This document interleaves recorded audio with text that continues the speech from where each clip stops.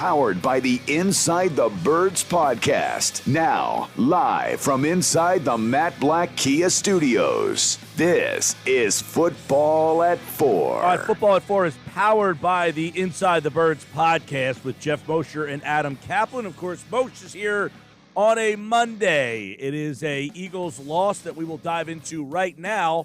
And Geoff Mosher is here thanks to our friends over at Caesars Entertainment Group of Atlantic City. Come experience the ultimate sports destinations all season long. Wild West Tropicana Harrah's Resort Atlantic City. Book your game day experience today at Caesars.com. There's Geoff Mosher. If you're watching the video stream live, you can see him there. What's going on, Moshe? Mike, how you doing, brother? I'm doing good. It's good to see you, my friend. A winnable game yesterday. Would you concur? Yeah, I mean, sure. Do you mean going into it or the way the game took form? The way the game was obviously winnable. The way it took form. Pretty much both, really. I mean, they were a one-point underdog at kickoff yesterday. But at the end of the day, should you be disappointed if you're an Eagles fan that you lost that game? You know, I think the Chargers are a better team. I think they've got obviously the quarterback completes 84% of his passes, and that's a really good thing for them. You can be disappointed. But to me, they lost to a team that's better than them.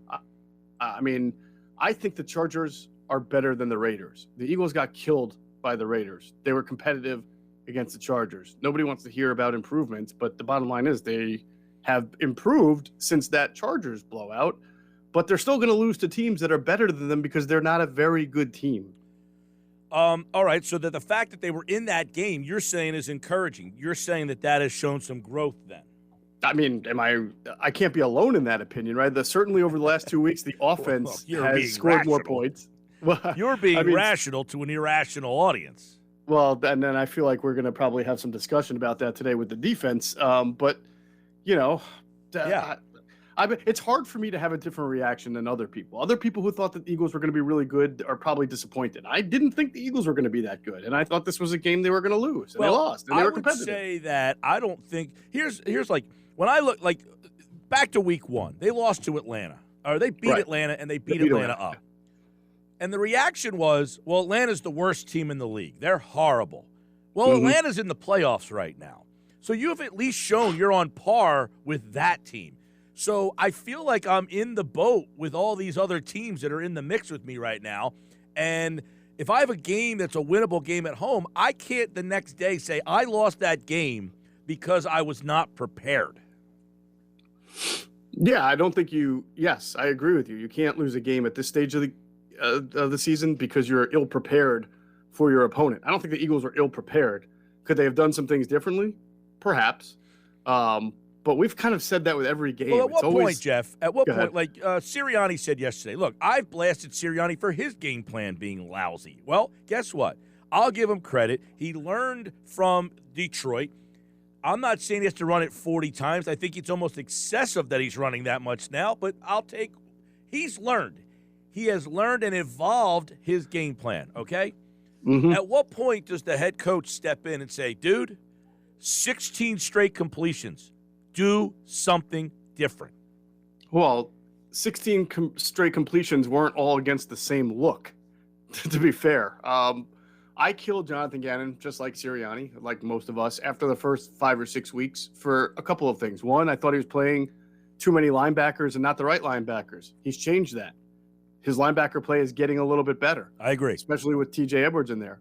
I felt he was playing too deep coverage and allowing runs because he doesn't have great run-stopping defensive lineman or great linebacker, huge linebacker that can do that. So what's he doing now? He is playing more safety in the box. And as we got further in the season, it said, hey, you can blitz a little bit too. Well, yesterday he blitzed more than he's blitzed all season. So I'm loving the reaction that now he's not playing his corners up on wide receivers enough, or now he's not. Like every time this guy changes something, it works like in a smaller sense. Like the linebackers are playing better, the blitzing can be a little bit, but it's not. He's got a bad defense. I don't know any other way to dress this up and get people to realize that maybe he's not a great play caller, and that's fine. I can accept that. but what he's putting out, he's not doing the same thing every week. He's trying to make changes. It's not working. So you're suggesting this isn't a coaching situation. This is a personnel situation? No, I think what I'm suggesting is, and this is just a day of listening to people talk about it, is that everybody thinks that this guy is completely terrible at his job and doesn't know what he's doing. And everybody keeps saying he needs to switch things up. He has switched things up. It's not working. What does that tell you? Nick Sirianni switched things up, right? And all of a sudden you saw better results. So either Jonathan Gannon is not making the right switches, which is hard to believe because there's only certain many things you can do, right? Or he's got a bad defense. Or you have C, which is you have a bad defensive coordinator and a bad defense. Well, I mean, look, I would think that you would agree with me that Slay and Nelson are better than any set of corners they've had here. And I think you would agree with me that wide receivers are not hurt the Eagles this year. I mean, Mike Williams made an amazing catch. How many 30 to 40 yard catches? Part of the reason why the receivers aren't hurting them is because, I mean, they're just letting them catch the ball in front. Right, because that coverage is designed to keep everything in front. Right, well, and that's the point that I'm making, Mosh, is, and look, I understand what you're saying, but his philosophy essentially is, hey, we're going to let you go on these long drives because at some point you're going to make a mistake. Mm-hmm. I mean, okay. And they're not, right? They're not making mistakes. So at that Absolutely. point, you have to decide, do I want to keep going with this theory that they're going to make a mistake, or am I going to have to try to force them into a mistake? Mike, before yesterday, how many times did you see Steven Nelson and Avonte Maddox blitz the quarterback? Probably no, maybe once. I can't remember. Oh, yeah, I would say no. And Nelson blitzed the quarterback yesterday and got called for hitting the quarterback. Do you remember we used to talk about Jim Schwartz and, like, you got to blitz more, and then he would blitz and they would just get killed? Like, well, look, I'm not saying they need to blitz more. That's not me saying they need to blitz. No, that's not what I'm saying. I'm just asking, can they do something? Can they change their coverage? Can they put more on the plate of Slay and Nelson? Can they say, guys, we're going to depend on you more, so we're going to ask you to kind of press a little bit more. We're going to play you more man because we can't just keep sitting in this zone because we don't have enough talent in these other areas. You're the two guys I trust the most, and if we get beat once over the top, that's on me. Yeah, he could. And I would say, and again, this is where we get into a territory of I don't know if it's all him, all D, or both, but I would say if he's already made 3 changes and none of them work, what makes us think that this other tiny wrinkle, play your corners up a little bit more? Okay, Steven Nelson up on Mike Williams a little bit more. Now you're asking for those double moves. You will get beat over the top. And by the way, I've thought about this a lot. You're right that you still may force a more lower percentage pass, and you may force more incompletions. But if you're giving up the faster, explosive play, right? Let's say Justin Herbert completes only 65% of his passes, but he hits 4 big ones and they score touchdowns or set up easy touchdowns. Then you've done A, no difference, and B, you've given the ball back to your offense. Like you're now kind of in the same boat. You've given up the same amount of points, and now you put the pressure on your offense to maybe have to overcome a deficit because you've allowed them to hit you over the top a little bit more.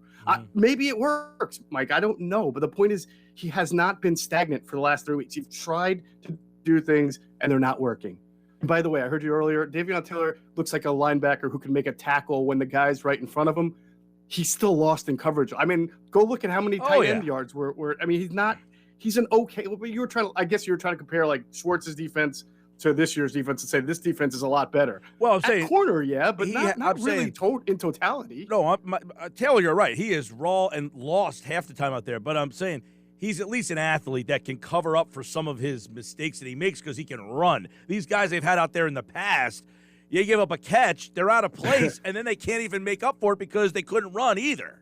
Like a Nate Gary, perhaps. Yeah, and then you got Gary out there who you catch the ball, he couldn't tackle, and he couldn't catch you. You know, Taylor's going to give you the catch because he can't cover, but at least he's fast enough to make up for the fact that he just lets you catch the ball right in front of him, you know? Yeah, no. But I look at this defense, and people look at this defense and think Jonathan Gannon's an idiot. I look at this defense and I say, this is what you get. And I'm not suggesting that he's not ready. Oh, no, but I'm certainly being critical of him, yes. But I'm not suggesting that he needs to be fired or that he's an idiot and he doesn't know what he's doing. I would suggest he doesn't have the personnel that he wants. Absolutely. I think, I look at this defense and I see what is it, 20 years 10 years of not drafting safeties in the first 2 rounds. I see 20 years or whatever since you developed your own Pro Bowl corner and didn't have to go out and get an aging one. And then safety, same thing with Jaquan Jarrett, Nate Allen, were 2009, 2010. And honestly, Jaquan Jarrett stunk and Nate Allen was serviceable. He wasn't even that good. So Michael Lewis was the last Pro Bowl safety they drafted. That was 2003 or 2, right? Let me ask so you then, Moshe. It's 18 years, man.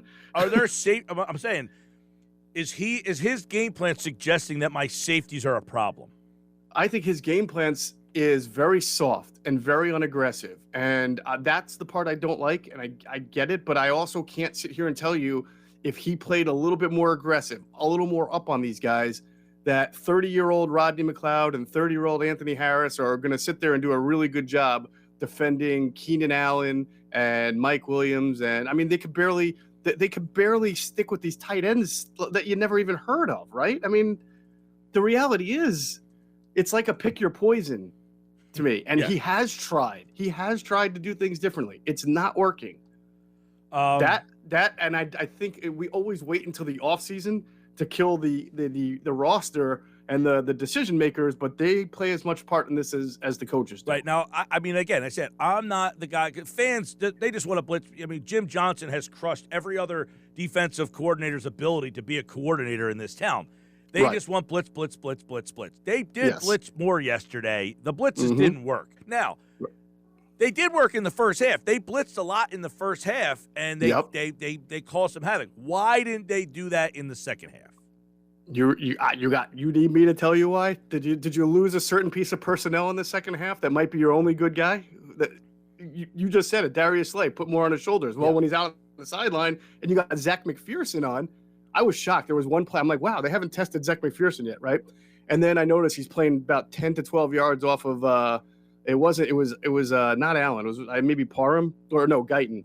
And if you remember, Herbert just immediately fires the ball to Guyton, and for whatever reason, that was one of his 6 incomplete. He just fired it wide, and I was like, I'll be damned. He misses the only opportunity he's going to take against McPherson. But that just shows you, like, they had no confidence. You got Andre Chachere out there. Chachere, yeah.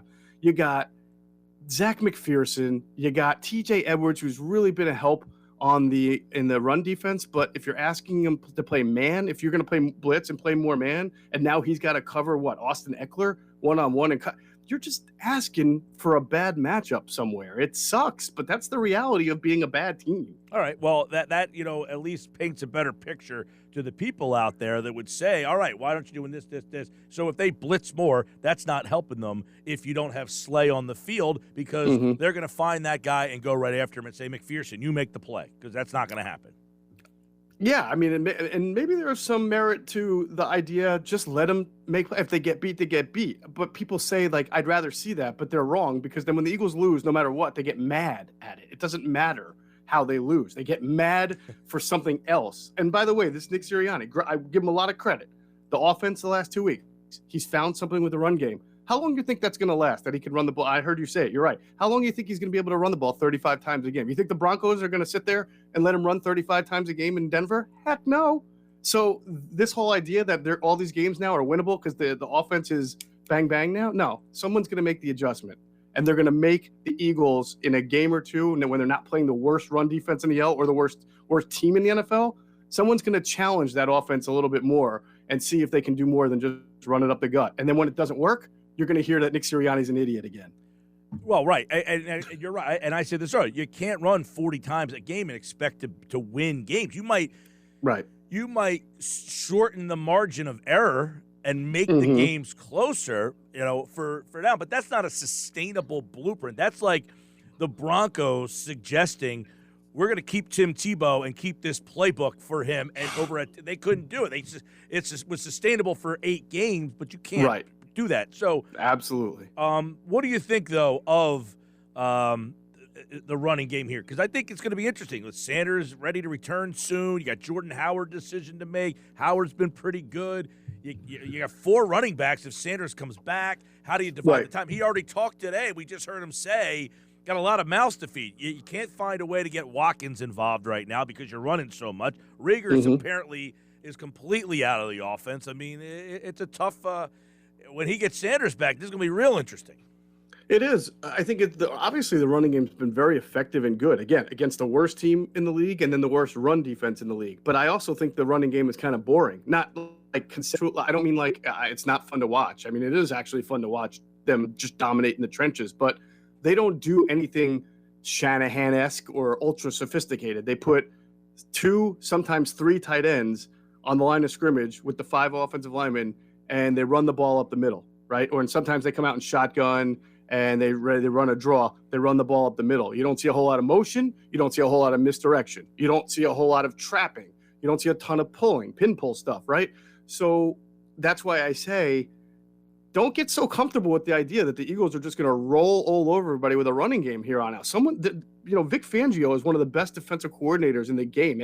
He's watching this tape and he's seeing the Eagles just basically line up and run the ball because their personnel is better. His personnel on defense is pretty good. You saw what they just did at Dallas. That might be a little bit of an overestimation of what they really are. But someone's going to challenge this offensive running game and makes Nick Sirianni be a little bit better, and we'll see if he can be better or more creative. Yeah, and then obviously, Hurts, he missed a couple throws yesterday. I don't know if he's getting judged on that. Sirianni said, hey, he made plays that no one else is making. He only was asked to throw 17 times. Is the message, hey, we got to run to win, or is the message we don't have enough trust in our quarterback to keep asking him to do more? What's the fine line there? Yeah, well, it's both. And it's interesting. I was very curious to see how the Eagles would come out in this game after what they did against the Lions. They come out right. In the first play they run was the under center look, right? There was under center, downhill, bam, Boston Scott got like 3 yards. The next 6 plays were all from the shotgun, which told me that Nick was trying to play it halfway, trying to get that run going, but he was also trying to go back to shotgun. He didn't want to be predictable. He didn't want to have to just do what he did against the Lions. He's trying to help the quarterback mature and grow and groom. But once it didn't work, he's like, forget. I think he even said, I think Evan Washburn said at halftime, Nick Sirianni said, hey, we're just going to do what we're going to do to win now. And that was just lining it up, 3 tight ends, power run, bam. And it helped. I mean, it did help Jalen Hurts be able to establish more of a flow in the second half there. But like you're saying, you just can't do that in the NFL anymore. You can't play this way and expect to beat good teams all the time that way. And the Chargers, I guess, would be the best, other than Dallas coming up. That Charger team's probably the best team you had left on your schedule. So if you play the way you did yesterday, is that sustainable to win? I don't know. You got Denver, New Orleans, the Giants, the Jets, Washington, Giants, Washington, Dallas. You have 8 games left. If you play the way you did yesterday, I don't know, can you win half of those games? Half? Yeah, perhaps. Yeah, maybe. Absolutely. I imagine that, if you were a New York City sports talk guy and I was working for the New York Daily News or Post, you would say, hey, the Giants just beat the Raiders yesterday. Pretty good there. Yep. Then you look at the schedule and you see who they got. No, the Eagles. They should be able to beat the Eagles, right? Twice. I mean, they just beat the Raiders, killed the Eagles. Yeah. So the Giants should be able to beat them twice. So the argument that we make here about making the playoffs or winning the winnable games is the same argument that's going on in Atlanta, in New York, in San Francisco. Totally agree. Yeah. Totally agree with that. And that's why I say, well, you're in the playoff mix. Playoffs? You know how many Jim Mora memes I get sent to me? And I'm like, look, this isn't me saying I think that you're a Super Bowl contending team, but Moshe, the mentality of people don't even want to make the playoffs. They'd rather get this draft pick, this mythical draft pick, and then they'll complain that the guy making the pick they don't want. So there's no winning here. You know what I mean? It's like, here's the thing I would suggest too. They need a linebacker. They need a safety. You're not drafting a linebacker or a safety in the top 5. So what are you going to do with these mythical 3 picks inside the top 10, right? Yeah. Well, I think yesterday showed you they could really use an elite pass rusher too, though. I mean, right, when you're hoping Miami gets you that pick. Yeah, that's a good point. When you are going to play he is going to play cover 2. I mean, he's not going to just completely abandon that and never play it anymore. And when you do that and you're not going to blitz, you do need your front 4 to rush the passer well. They did it against the Lions fairly well. But again, you're playing a better team. A quarterback who's got a little bit of a better idea what he wants to do with the ball. Yep. And that didn't help them. But I also thought the D-line didn't really come to play. So that was not good. Yeah, I mean, the defensive line, you lose Graham, and that has been a factor. Obviously, they're hoping for more, but that's a situation where 1 week you get 6 sacks and 12 quarterback hits. This week you get no sacks and 1 quarterback hit. That you can't have that big of a discrepancy, a drop-off. You need more consistency up front if this is the way you're going to build your game plan. You do. You absolutely need to hit a lot on your acquisitions this offseason. And you can't use one game at, oh, man, this show we really need a defensive. No, you need to look at this thing in totality. They need defensive personnel pretty much at every level. Yeah, I mean, Barnett offsides, that play kills you again. I mean, you don't know what happens there. 3rd and 6, he goes offsides. 3rd and 1, they don't get the yard. They go for it on 4th, and there's your game right there. I mean, one play doesn't make it, but that's just a microcosm of what that guy has been this year. Yeah, it's fun. I was thinking the other day how Ben Simmons and to some extent Carson Wentz have made it possible for a guy like Derek Barnett not to be the most hated athlete in the city when he probably would be if you didn't have those other 2 huge situations hovering over because Derek Barnett's consistent penalties at the worst times, and J.J. Arcega-Whiteside, of course, not even being active and injured, just not being the second-round pick that he was supposed to be. Ordinarily, and most times would be like the number. It would be like, remember how when Nelson Aguilar after his first year, how he was probably the athlete that most brought out people's anger in the city. I think those 2 guys are catching a break right now. Interestingly enough, Philadelphia 3-6. They'll play Denver next week. Denver, who absolutely blew the doors off Dallas yesterday. I don't know. Did they show a weakness in Dallas? Was there a blueprint there for Dallas? Did you watch any of the game? I watched a lot, almost all of it. Okay. I only watched it in snippets. I didn't sit down and watch the whole game, but I saw the early 4th downs that they went for it on, where they passed. I thought Dak looked like he was up on his toes a lot with the ball in his hand. Like his calf might have still been an issue. He just did not, to me, look spry enough to make the plays that he normally would make, and I think that was a big factor situationally for them. Yeah, that and I would say, and look, I still think Dallas is very good. They're not in danger of losing this division, but just bigger picture, I think people can realize that they might be able to run the ball. I think a lot of these teams are always behind on them, don't try to run, but if you go toe-to-toe with them from the get-go, I don't think they stop the run. I think Van Der Esch is not the same player that he was. And Diggs, he has all those interceptions, but I think he takes a lot of chances because of those interceptions. I think he's also allowed the most air yards in the league as well. He gives up 18.5 yards per catch. And I think teams are starting to challenge him a little bit more because he takes a lot of chances, and he's starting to get beat a little bit more. Yeah, he feels like a poor man's Asante Samuel. Asante Samuel, right? I was saying the same thing. My God, I said this to my buddy the other day. I was like, this guy's like Asante Samuel, just jumping on everything, doesn't tackle a lick. And as good as Parsons is, he's amazing. Sometimes he's so over-aggressive.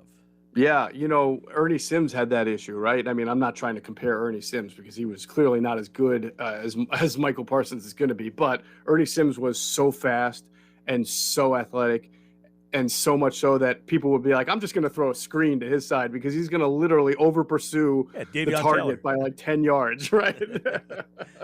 Geoff Mosher, the Inside the Birds podcast dropped this morning with reaction to the Eagles' loss to the Chargers and what could be next for them. They take on Denver. We'll have coverage of that when Geoff returns on Wednesday's edition of Football at 4. All right, Geoff Mosher.